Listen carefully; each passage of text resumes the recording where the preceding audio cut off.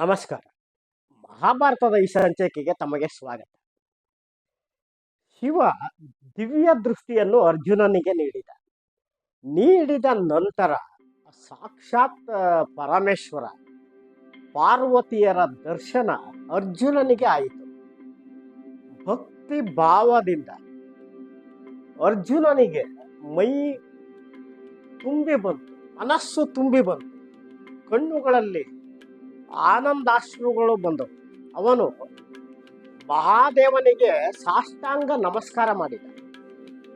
ನಿಂತುಕೊಂಡು ಅತ್ಯಂತ ವಿನೀತನಾಗಿ ಕೈ ಮುಗಿದು ತ್ರಿನೇತ್ರನಿಗೆ ಹೇಳಿದ, ಹೇ ಮಹಾದೇವ, ಹೇ ನೀಲಕಂಠ, ಹೇ ತ್ರಿನೇತ್ರ, ಹೇ ತ್ರಿಶೂಲಧರ, ನೀನೇ ಸೃಷ್ಟಿಕರ್ತ.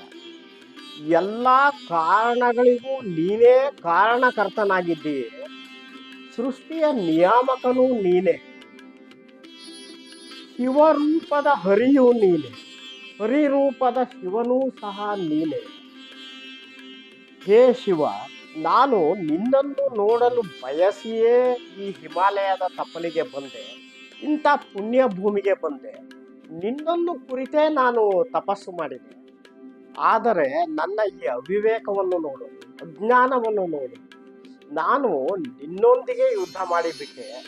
ಮಹಾದೇವ, ಪರಮಶಿವ, ದಯವಿಟ್ಟು ನನ್ನನ್ನು ಕ್ಷಮಿಸು ಎಂದು ಕೇಳಿಕೊಂಡ. ಪರಮೇಶ್ವರ ಮುಗುಳ್ನಕ್ಕ. ಅರ್ಜುನನಿಗೆ ಹೇಳಿದ, ಅರ್ಜುನ, ನಿನ್ನ ಭಕ್ತಿಗೆ ನಾನು ಮೆಚ್ಚಿದ್ದೇನೆ. ನಿನ್ನಂಥ ಕ್ಷತ್ರಿಯ ಮಹಾವೀರ ಇನ್ನೊಬ್ಬರು ಯಾರೂ ಸಹ ಇಲ್ಲ. ನಾನು ನಿನಗೆ ಈ ಗಾಂಡೀವವನ್ನು ಮರಳಿ ಕೊಡುತ್ತಿದ್ದೇನೆ. ಈ 2 ಅಕ್ಷಯ ತೋಣಿರಗಳನ್ನು ಸಹ ನಿನಗೆ ಮರಳಿ ಕೊಡುತ್ತಿದ್ದೇನೆ. ಇನ್ನು ಮುಂದೆ ಯಾವುದೇ ಪರಿಸ್ಥಿತಿಯಲ್ಲಿ ಈ ತೋಣಿರಗಳಿಂದ ಬಾಣಗಳು ಕ್ಷಯವಾಗುವ ಸಾಧ್ಯತೆಯೇ ಇಲ್ಲ. ನಾನು ನಿನಗೆ ನಿರೋಗಿಯಾಗಿರುವಂತೆ ಮತ್ತು ಯಾವಾಗಲೂ ಸದೃಢನಾಗಿರುವಂತೆ ವರವನ್ನು ಕೊಡುತ್ತಿದ್ದೇನೆ. ನಿನಗೆ ಏನು ವರ ಬೇಕು ಅದನ್ನು ಕೇಳಿಕೋ ಪಾರ್ಥ, ನಾನು ನಿನಗೆ ಅನುಗ್ರಹಿಸುತ್ತೇನೆ ಎಂದ ಮಹಾದೇವ.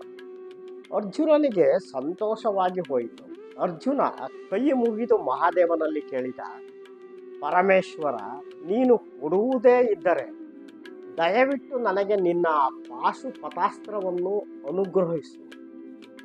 ಅದರಿಂದ ಮುಂದೆ ಸಂಭವಿಸಬಹುದಾದ ಯುದ್ಧದಲ್ಲಿ ನಾನು ಭೀಷ್ಮರನ್ನೇ ಆಗಲಿ, ದ್ರೋಣಾಚಾರ್ಯರನ್ನೇ ಆಗಲಿ, ಕೃಪಾಚಾರ್ಯರನ್ನೇ ಆಗಲಿ, ಆ ಮಹಾವೀರ ಕರ್ಣರನ್ನೇ ಆಗಲಿ, ಅಂತಹ ಮಹಾರಥಿಗಳನ್ನು ನಾನು ವಿಜಯ ಸಾಧಿಸಲು ನನಗೆ ಅನುಕೂಲವಾಗುತ್ತದೆ ಮಹಾದೇವ ಎಂದು ಕೈ ಮುಗಿದು ಕೇಳಿಕೊಂಡ. ಶಿವ ಅದಕ್ಕೆ ಸಮ್ಮತಿಸಿದ. ಅವನು ಅರ್ಜುನನಿಗೆ ಹೇಳಿದ, ಅರ್ಜುನ, ನಾನು ಇದನ್ನು ನಿನಗೆ ಅನುಗ್ರಹಿಸುತ್ತೇನೆ. ಈ ಪಾಶುಪತಾಸ್ತ್ರದ ರಹಸ್ಯ ಯಾರಿಗೂ ತಿಳಿದಿಲ್ಲ.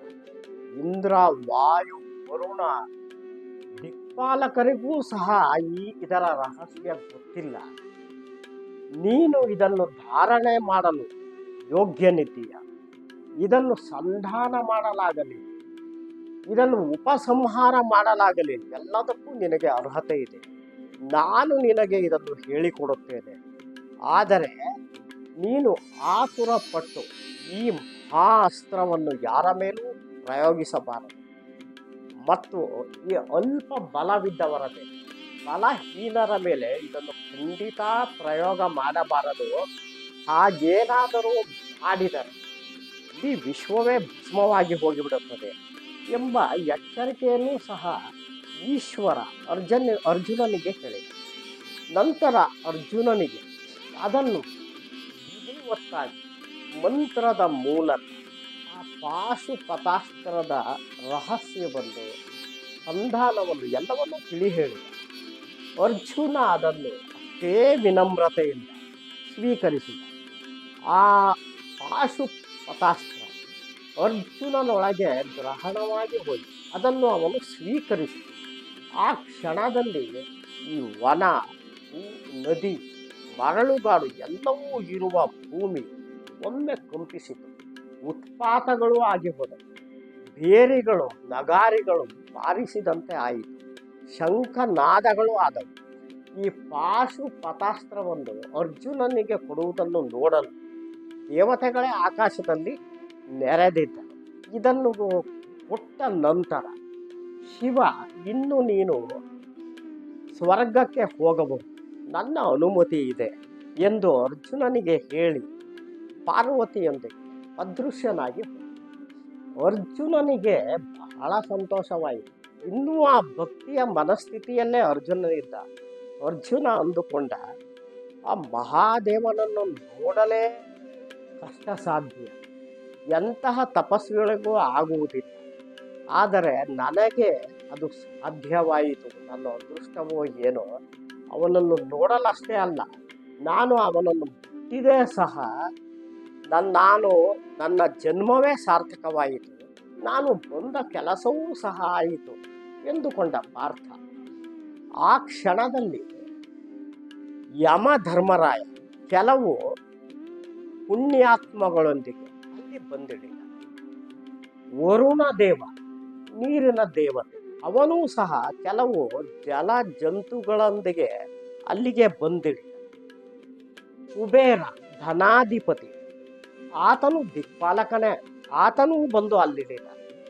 ಜೊತೆಗೆ ಇಂದ್ರ, ದೇವೇಂದ್ರ ತನ್ನ ಪತ್ನಿ ಶಚಿದೇವಿಯೊಂದಿಗೆ ಐರಾವತವನ್ನೇರಿ ಬಂದ. ಅವನೊಂದಿಗೆ ಒಂದಷ್ಟು ಜನ ದೇವತೆಗಳು ಸಹ ಅಲ್ಲಿಗೆ ಬಂದರು. ಅವರೆಲ್ಲರೂ ಅಲ್ಲಿಗೆ ಬಂದು ಇಳಿದರು. ಅರ್ಜುನನಿಗೆ ಅವರನ್ನೆಲ್ಲ ನೋಡಿ ದಿಗ್ಭ್ರಮೆ ಉಂಟಾಯಿತು. ಅವರಿಗೆಲ್ಲ ಅವನ ಕೈ ಮುಗಿದ. ಯಮಧರ್ಮರಾಯ ಹೇಳಿದ, ಅರ್ಜುನ, ನಾವು ನಿನ್ನನ್ನು ನೋಡಲೆಂದೇ ಬಂದಿದ್ದೇವೆ ಎಂದು ಹೇಳಿದ. ಯಮಧರ್ಮರಾಯ ಯಮದಂಡಾಸ್ತ್ರವನ್ನು ಅರ್ಜುನನಿಗೆ ನೀಡಿದ. ವರುಣದೇವ ವರುಣಾಸ್ತ್ರ ಅಂದರೆ ಒಂದು ವರುಣ ಪಾಶ. ಅದರಿಂದ ರಾಕ್ಷಸರಾಗಲಿ ದೇವತೆಗಳಾಗಲಿ ತಪ್ಪಿಸಿಕೊಳ್ಳುವುದೇ ಅಸಾಧ್ಯ. ಅದರಿಂದ ವರುಣದೇವ ಅನೇಕ ರಾಕ್ಷಸರನ್ನು ಸಂಹರಿಸಿದ್ದ. ಅಂತಹ ಅಸ್ತ್ರವನ್ನು ಸಹ ಅರ್ಜುನನಿಗೆ ನೀಡಿದ. ನಂತರ ಕುಬೇರ, ಅವನು ತನ್ನ ಬಳಿ ಇದ್ದ ಅವನಿಗೆ ಪ್ರಿಯವಾದ ಅಂತರ್ಧನಾಸ್ತ್ರವನ್ನು ಅವನಿಗೆ ನೀಡಿದ. ಹೀಗೆ 3 ಜನ ತಮಗೆ ಪ್ರಿಯವಾದ ಅತ್ಯಂತ ಬಲಶಾಲಿ ಅಸ್ತ್ರಗಳನ್ನು ವಿಧಿವತ್ತಾಗಿ ಮಂತ್ರಪೂರ್ವಕವಾಗಿ ಅವನಿಗೆ ಉಪದೇಶಿಸಿದ. ಅವೆಲ್ಲವೂ ಅವನಲ್ಲಿ ಸೇರಿ ಹೋಯಿತು. ದೇವೇಂದ್ರ ಹೇಳಿದ, ವತ್ಸ, ನೀನು ಸ್ವರ್ಗಲೋಕಕ್ಕೆ ಬಾ. ನನ್ನ ಸಾರಥಿ ಮಾತಲಿ ರಥವನ್ನು ತೆಗೆದುಕೊಂಡು ಇಲ್ಲಿಗೆ ಬರುತ್ತಾನೆ. ಅವನೊಂದಿಗೆ ನೀನು ಅಲ್ಲಿ ಬಾ. ನಾನು ಅಲ್ಲಿ ನಿನಗೆ ದಿವ್ಯಾಸ್ತ್ರಗಳನ್ನು ಕೊಡುತ್ತೇನೆ ಎಂದು ಹಸನ್ಮುಖನಾಗಿ ಹೇಳಿದ. ನಂತರ ಈ 4 ದೇವತೆಗಳಿಗೆ ಅರ್ಜುನ ಅಲ್ಲಿಯೇ ಇದ್ದ ಹೂವು, ಹಣ್ಣು, ನೀರು ಇವುಗಳನ್ನು ಸಮರ್ಪಿಸಿ ಅವರಿಗೆ ಸಾಷ್ಟಾಂಗ ನಮಸ್ಕಾರ ಮಾಡಿ ಅವರೆಲ್ಲರೂ ಅಂತರ್ಧಾನರಾಗಿ ಹೋದರು. ಸ್ವಲ್ಪ ಹೊತ್ತಿನಲ್ಲಿ ಇಂದ್ರನ ಸಾರಥಿ ಮಾತಲಿ, ಅವನು ಇಂದ್ರನ ರಥದೊಂದಿಗೆ ಈ ಅರ್ಜುನದ ಇದ್ದಲ್ಲಿಯೇ ಬಂದು ಇಳಿದ. ಆ ರಥವು ಸುವರ್ಣದಿಂದ ವಿಚಿತ್ರವಾಗಿ ಅಲಂಕೃತವಾಗಿದೆ. ಅವನು ಬಂದವನೇ ಅರ್ಜುನನಿಗೆ ಹೇಳಿದ, ಅರ್ಜುನ, ಹೇ ಅದೃಷ್ಟಶಾಲಿಯೇ, ನಾನು ಇಂದ್ರದೇವನ ಆದೇಶದಂತೆ ಅವನ ಮಗ ನಿನ್ನನ್ನು ಕರೆದುಕೊಂಡು ಹೋಗಲು ಬಂದಿದ್ದೇನೆ. ಇಂದ್ರದೇವ ದೇವತೆಗಳಿಗೆ ನಿನ್ನ ಸಂದರ್ಶನವನ್ನು ಸ್ವರ್ಗದಲ್ಲಿ ಮಾಡಿಸುತ್ತಾನಂತೆ. ನನ್ನೊಂದಿಗೆ ಈ ಕೂಡಲೇ ಬಾ ಎಂದು ಹೇಳಿದ. ಆತನಿ ಸಾರಥಿಯಾದರೂ ಅವನು ದೇವತೆಯಲ್ಲೇ. ಅವನು ಶೋಭಾಯಮಾನವಾಗಿ ದಿವ್ಯವಾದ ವಸ್ತ್ರಗಳಿಂದ ಅಲಂಕೃತನಾಗಿದ್ದ. ಅರ್ಜುನನಿಗೆ ಸಂತೋಷವಾಯಿತು. ಪಾರ್ಥ ನಂತರ ಸ್ನಾನ ಮಾಡಿ ಅದೇ ಸಮಯದಲ್ಲಿ ಪಿತೃಗಳಿಗೆ ತರ್ಪಣವನ್ನು ಕೊಟ್ಟು ನಮಸ್ಕಾರ ಮಾಡಿ ಬಂದು ಹಿಮವಂತ, ಈ ಹಿಮಾಲಯ ಪರ್ವತಕ್ಕೆ ನಮಸ್ಕಾರ ಮಾಡಿದ. ಅವನು ಹಿಮಾಲಯ ಪರ್ವತವನ್ನೇ ಉದ್ದೇಶಿಸಿ ನುಡಿದ, ಹೇ ಹಿಮವಂತ, ಇಷ್ಟು ದಿನ ನಾನು ನಿನ್ನಲ್ಲಿಯೇ ಇದ್ದೆ. ಈ ಪುಣ್ಯ ಭೂಮಿಯಾದ ನಿನ್ನ ತಪ್ಪಲಿನಲ್ಲಿಯೇ ಇದ್ದೆ. ಸಾಧುಗಳು, ಸಂತರುಗಳು, ಸಿದ್ಧ ಚಾರಣರು ಇರುವ ಜಾಗವಿದು. ಇಲ್ಲಿಯೇ ನಾನು ಇರಲು ನೀನು ಅವಕಾಶ ಮಾಡಿಕೊಟ್ಟಿದ್ದೆ. ನಿನ್ನ ತಿಳಿಯಾದ ಸಿಹಿಯಾದ ನೀರನ್ನು ನಾನು ಕುಡಿದೆ. ನಿನ್ನ ಹಣ್ಣು ಹಂಪಲುಗಳನ್ನು ನಾನು ಸೇವಿಸಿದೆ. ನಿನ್ನ ಅರಣ್ಯವನ್ನು, ವನವನ್ನು ನಾನು ಮನಸಾರೆ ಅನುಭವಿಸಿದೆ. ಇದಕ್ಕೆಲ್ಲ ನನ್ನ ಕೃತಜ್ಞತೆ ಇದೆ ಎಂದುಕೊಂಡವನೇ ಸಾಷ್ಟಾಂಗ ನಮಸ್ಕಾರ ಆ ಪರ್ವತಕ್ಕೂ ಮಾಡಿದ. ಮಾತಲಿಯ ಬಳಿ ಬಂದ. ಹೇ ಮಾತಲಿ, ನೀನು ಮೊದಲು ರಥವನ್ನು ಹತ್ತು, ನಂತರ ನಾನು ಹತ್ತುತ್ತೇನೆ ಎಂದು ಅತಿ ವಿನಯವಾಗಿ ಅರ್ಜುನ ನುಡಿದ. ಎಷ್ಟು ಸಚ್ಚಾರಿತ್ರ್ಯ ಅರ್ಜುನನಲ್ಲಿ ಇತ್ತು ಎನ್ನುವುದನ್ನು ನಾವು ಇದರಿಂದ ಗಮನಿಸಬಹುದು. ಅರ್ಜುನ ರಥವನ್ನು ಹತ್ತುತ್ತಿದ್ದಂತೆ ಚಂಗನೆ ಆ ರಥ, ಇಂದ್ರನ ರಥ, ಆಕಾಶದಲ್ಲಿ ಮೋಡಗಳಲ್ಲಿ ಮರೆಯಾಗಿದೆ. ಅದು ಮೋಡಗಳನ್ನು ದಾಟಿತು. ಸ್ವಲ್ಪ ಹೊತ್ತಿನಲ್ಲಿ ಭೂಮಿ ಕಾಣದಾಗಿದೆ. ಭೂಮಿ ಕಾಣದೇ ಇಲ್ಲ. ಇನ್ನು ಸ್ವಲ್ಪ ಕ್ಷಣಗಳಲ್ಲಿ ಸೂರ್ಯ, ಚಂದ್ರ, ಭೂಮಿ ಯಾವುದೂ ಅವನಿಗೆ ಕಾಣಿಸಲಿಲ್ಲ. ಆ ರಥ ಅದು ಸ್ವಯಂ ಪ್ರಭೆಯಿಂದ ಬೆಳಗುತ್ತಿತ್ತು. ದಾರಿಯಲ್ಲಿ ಅರ್ಜುನ ನೂರಾರು ವಿಮಾನಗಳನ್ನು ನೋಡಿದ. ಅಲ್ಲಿ ಈ ಗಂಧರ್ವ, ದೇವತೆಗಳು, ಅಪ್ಸರೆಯರು, ಸಿದ್ಧ ಚಾರಣರು, ಯಕ್ಷರುಗಳು ಇವರುಗಳು ಓಡಾಡುತ್ತಿದ್ದ ವಿಮಾನಗಳನ್ನು ನೋಡಿದ. ಕೆಲವು ಕಡೆ ಅವನು ಈ ಸಿದ್ಧ ಚಾರಣಗಳಿದ್ದ ಲೋಕಗಳು ಈ ರೀತಿ ಫಲವನ್ನು ನೋಡಿದ. ಮಾತಲ್ಲಿ ಅರ್ಜುನನಿಗೆ ಹೇಳಿದ, ನೋಡು, ಇಲ್ಲಿ ಕೆಲವು ಲೋಕಗಳು ಸ್ವಯಂ ಪ್ರಭೆಯಿಂದ ಬೆಳಗುತ್ತಿವೆ. ಇವುಗಳನ್ನೇ ನೀನು ಭೂಮಿಯಿಂದ ನಕ್ಷತ್ರಗಳು ಎಂದು ನೋಡುತ್ತಿರುತ್ತೀಯೇ ಎಂದು ನುಡಿದ. ಸ್ವಲ್ಪ ಸಮಯವಾದ ನಂತರ ಈ ಸ್ವರ್ಗದ ಸುಂದರವಾದ ಹೆಬ್ಬಾಗಿಲು ಆ ರಥಕ್ಕೆ ಎದುರಾಯಿತು. ರಥ ಒಳಗೆ ಹೋಯಿತು. ಅದು ಸ್ವರ್ಗದ ಒಳಗೆ ಪ್ರವೇಶಿಸಿದ ಕೂಡಲೇ ಅಲ್ಲಿ ನೋಡುತ್ತಾನೆ ಭವ್ಯವಾದ ಅರಮನೆಯಂಥ ಮಹಲುಗಳು ಕಾಣಿಸುತ್ತಿವೆ. ನಂದನ ವನವಿದೆ. ಆ ನಂದನ ವನದಲ್ಲಿದ್ದ ವೃಕ್ಷಗಳು ಎಲ್ಲ ಕಾಲದಲ್ಲಿಯೂ ಫಲ ಪುಷ್ಪಗಳಿಂದ ಸಮೃದ್ಧವಾಗಿ ಇರುತ್ತವೆ. ಆಹ್ಲಾದಕರವಾದ ಬೆಳಕು, ಆಹ್ಲಾದಕರವಾದ ಮಂದವಾದ ಮಾರುತ, ಆ ಗಾಳಿಯಲ್ಲಿ ತೇಲಿ ಬರುವ ಈ ಸೌಗಂಧಿಕ ಪುಷ್ಪ, ಈ ಪಾರಿಜಾತ, ಬೇರೆ ಸ್ವರ್ಗದ ಹೂಗಳ ವಾಸನೆ ಇವುಗಳನ್ನು ಅನುಭವಿಸುತ್ತಾ ಆ ಸ್ವರ್ಗದ ಸೌಂದರ್ಯವನ್ನು ಸವಿಯುತ್ತಾ ಅರ್ಜುನ ರಥದಲ್ಲಿ ಮುಂದೆ ಸಾಗಿದ. ಈ ಇಂದ್ರನ ಅರಮನೆಯ ಬೀದಿಯೇ ಬಂತು. ಅಲ್ಲಿ ಆ ಬೀದಿಯಲ್ಲಿ ಅರ್ಜುನ ವಿಶ್ವ ದೇವತೆಗಳನ್ನು ನೋಡಿದ. ಸಪ್ತ ಮರುತ್ತುಗಳನ್ನು ನೋಡಿದ. ಅಷ್ಟವಸುಗಳನ್ನು ನೋಡಿದ. ಬ್ರಹ್ಮರ್ಷಿಗಳನ್ನು ನೋಡಿದ. ಕೆಲವರು ರಾಜರ್ಷಿಗಳು, ಅಂದರೆ ಈ ದಿಲೀಪನಂತವರು ರಾಜರುಗಳಾಗಿ ಮಹರ್ಷಿಗಳಾದವರು, ರಾಜರ್ಷಿಗಳನ್ನು ಸಹ ಅಲ್ಲಿ ನೋಡಿ. ನಂತರ ಅರ್ಜುನ ಅರಮನೆಯೊಳಗೆ ಪ್ರವೇಶಿಸಿದ.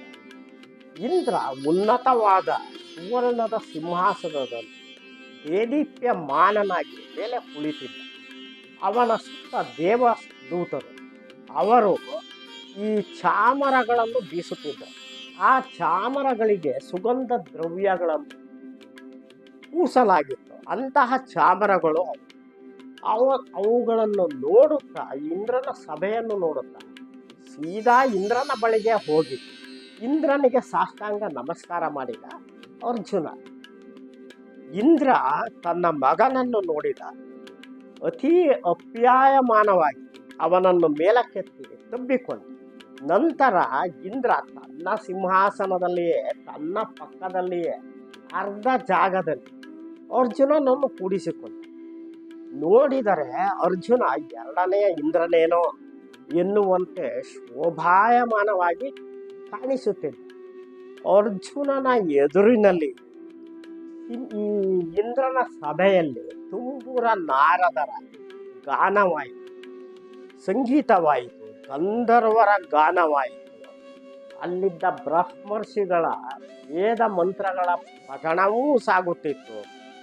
ಅಲ್ಲಿ ಈ ಅಪ್ಸರೆಯರು, ರಂಬೆ ಊರ್ವಶಿ, ಮೇನಕೆ, ತಿಲೋತ್ತಮೆ ಮೊದಲಾದ ಸಾವಿರಾರು ಅಪ್ಸರೆಗಳಲ್ಲಿ ಹಾವ ಭಾವ, ಭಂಗಿ, ಕಟಾಕ್ಷ ಇವುಗಳಿಂದ ಮೃದು ಮಧುರವಾಗಿ ನರ್ತನವೂ ಮನ ಸೆಳೆಯುವಂತೆ ಸಾಗುತ್ತಿತ್ತು. ಇವುಗಳೆಲ್ಲವನ್ನು ಅರ್ಜುನ ನೋಡಿ ಆನಂದಿಸಿದ. ದೇವತೆಗಳು ಅರ್ಜುನನಿಗೆ ಅರ್ಘ್ಯ, ಪಾದ್ಯ, ಆಚಮನಗಳನ್ನು ಇಟ್ಟು ಸತ್ಕಾರ ಮಾಡಿದರು. ನಂತರ ಇಂದ್ರ ಅವನನ್ನು ತನ್ನ ಅರಮನೆಯೊಳಕ್ಕೆ ಕರೆದುಕೊಂಡು ಹೋದ. ಅರ್ಜುನ ಅವನನ್ನು ಇಂದ್ರ ಅಷ್ಟು ಸುಲಭವಾಗಿ ಮರಳಿ ಕಳುಹಿಸಲಿಲ್ಲ. ಅರ್ಜುನ ಇಂದ್ರನಿಂದ ಎಲ್ಲ ರೀತಿಯ ದೇವತೆಗಳು ಉಪಯೋಗಿಸುವ ಅಸ್ತ್ರಗಳು ಎಲ್ಲವನ್ನೂ ಕಲಿತುಕೊಂಡು ವಿಧಿವತ್ತಾಗಿ ಕಲಿತುಕೊಂಡು ಇಂದ್ರನ ವಜ್ರಾಸ್ತ್ರವೂ ಸೇರಿದಂತೆ ಅದು ಬಹು ಮುಖ್ಯವಾದದ್ದು. ಅದನ್ನು ಸೇರಿ ಎಲ್ಲವನ್ನೂ ಕಲಿತುಕೊಂಡು ಅವನು 5 ವರ್ಷಗಳ ಕಾಲ ಈ ಸ್ವರ್ಗದಲ್ಲಿಯೇ ಇದ್ದ. ಇಂದ್ರ ಒಂದು ದಿನ ಅವನಿಗೆ ಹೇಳಿದ, ನೋಡು, ಇಲ್ಲಿ ಗಂಧರ್ವ ರಾಜ ಚಿತ್ರಸೇನನಿದ್ದಾನೆ. ಆ ರಾಜನಿಂದ ನೀನು ಈ ಸ್ವರ್ಗಕ್ಕೆ ಸಮಾನವಾದ ಸಂಗೀತ ವಾದ್ಯಗಳನ್ನು ಒಳಗೊಂಡಂತೆ ಮತ್ತು ನೃತ್ಯವನ್ನು ಕಲಿತುಕೋ, ಮುಂದೆ ನಿನಗೆ ಅದರಿಂದ ಶ್ರೇಯಸ್ಸು ಉಂಟಾಗುತ್ತದೆ ಎಂದು ಹೇಳಿ.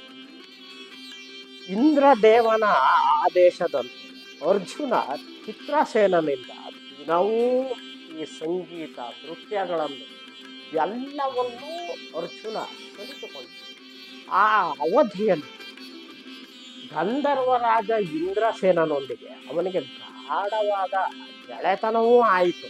ಅವರಿಬ್ಬರು ಬಹಳ ಸ್ನೇಹದಿಂದ ಇರುತ್ತಿದ್ದರು. ಈ ರೀತಿ ಅರ್ಜುನ 5 ವರ್ಷ ಸ್ವರ್ಗದಲ್ಲಿದ್ದ, ಸ್ವರ್ಗ ಸುಖದಲ್ಲೇ ಇದ್ದ. ಆದರೆ ಅವನ ಮನಸ್ಸಿನಲ್ಲಿ ಅಲ್ಲಿ ಕಾಡಿನಲ್ಲಿ ಕಷ್ಟಪಡುತ್ತಿರುವ ಅವನ ಸೋದರರನ್ನು ಅವನಿಗೆ ಮರೆಯಲಾಗಲಿಲ್ಲ, ಅವನ ಪತ್ನಿಯನ್ನೂ ಮರೆಯಲಾಗಲಿಲ್ಲ, ಮತ್ತು ತನ್ನ ತಾಯಿ ಒಂಟಿಯಾಗಿರುವ ಕುಂತಿದೇವಿ ಅವಳನ್ನೂ ಸಹ ಅವನು ಜ್ಞಾಪಿಸಿಕೊಳ್ಳುತ್ತಲೇ ಇದ್ದ. ಮುಂದಿನ ವಾರ ನಾವು ಈ ಊರ್ವಶಿಯಿಂದ ಅರ್ಜುನನಿಗೆ ಹೇಗೆ ಶಾಪ ಉಂಟಾಯಿತು ಎನ್ನುವುದನ್ನು ನೋಡೋಣ. ನಮಸ್ಕಾರ.